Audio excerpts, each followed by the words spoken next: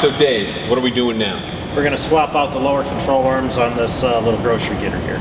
Okay, so when we do this, well, we're going to stand back and spectate for the most part. I'm not going to lie about it.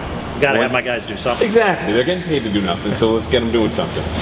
What's the trick? Is there something we're not supposed to do? I mean, I know it's got the anti-roll bar on it now, but we don't, do you want to jack it up from the side? And the reason why I'm saying this is because there are guys out there who don't know. Right. No, whenever you have an anti-roll bar on the car, or whenever the suspension is already set up, you don't want to jack the car up from the side. It will upset the suspension and everything will have to be readjusted. Got you. But we are going to readjust this all before we take it for our test drive to see how the parts work. Make sure it's all in there. Always jack it up from the front or the rear, never the side. It'll side load the suspension parts.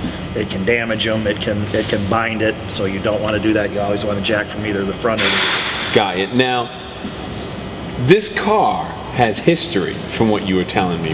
I want to know a little bit more about the history of this car before we go any further, because I'm curious now.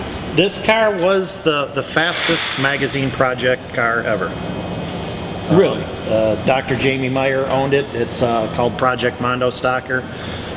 In the late 90s, early 2000s, the build-up progression of this car from a stock grocery getter to a super street outlaw car. I mean, they found the limits of the stock block, blew up a stock block, put a real stout, A4 in it and a stroker kit, Vortex supercharger, and the car was actually campaigned in Super Street Outlaw. And we're not going to say any times because I'm going to grudge race the car. We'll make the people look it up. Got you.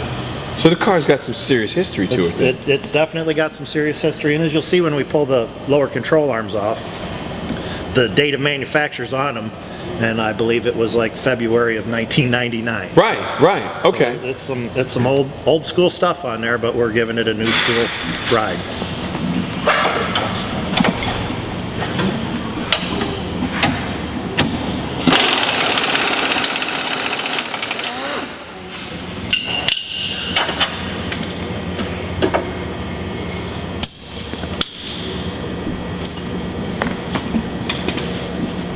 Drop it down, Frank. I got it. You ready? Yep.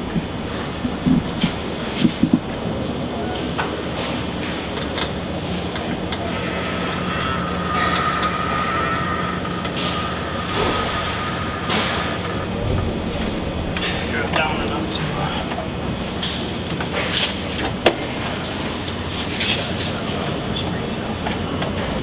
All right, give me the lowdown on these springs. All right, this is an Eibach drag launch spring, and basically it's designed for a car that's like a 12 or a 13-second street car. And these were made, this was made before the anti-roll bars were really prevalent in these cars. Right.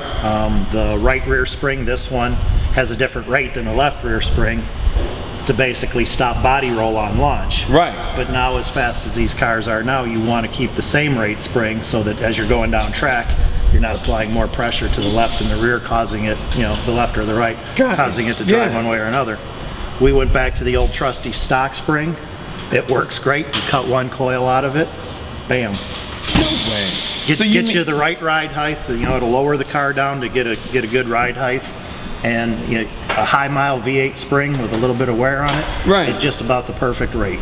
You're kidding. No, we've done it on hundreds of cars. It works great. People call me all the time, what springs do I buy? Don't.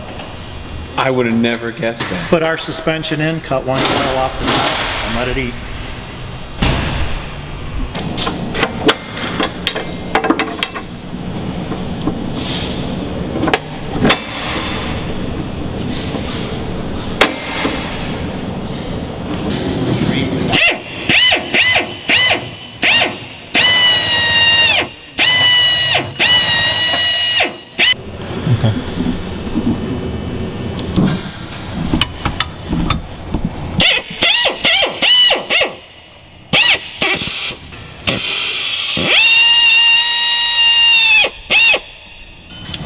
Now it's easiest when you're doing this kind of stuff in your driveway to do one side at a time. And the reason why I say that is, the rear end's already centered up. We know that because we measured it, we made sure it was square.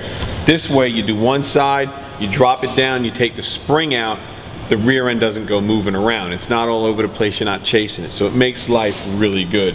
Next step is measure it from center to center. That way we can take the adjustable bars and get them to the right length, and then we're styling. Justin, hit it, man. Let's see what we got. 17 and 5, 3/4. 3/4. Hold it for me. 17 3/4. Yep. So we know that the center to center on our old bar, which was made in 1999? 1999. 1999. We know that it's 17. Already like it's 1999. We know it's 17 and 3/4 inches from center to center.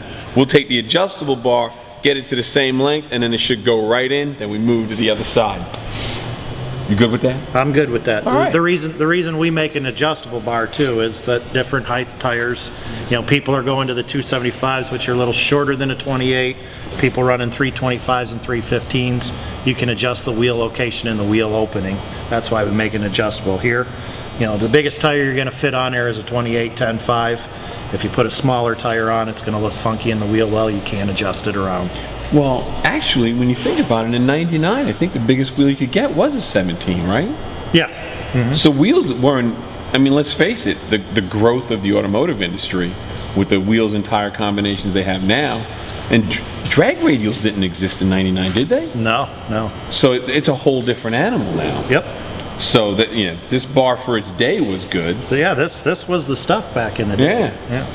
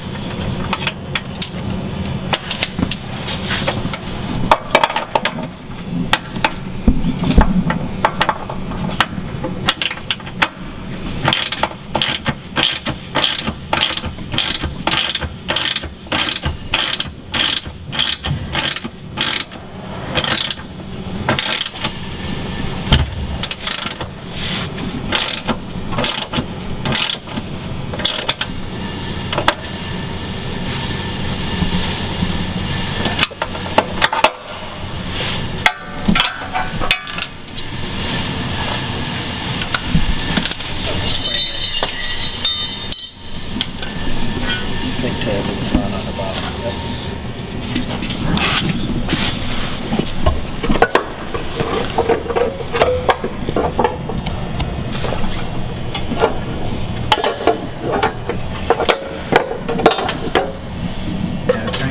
Yep. Yep.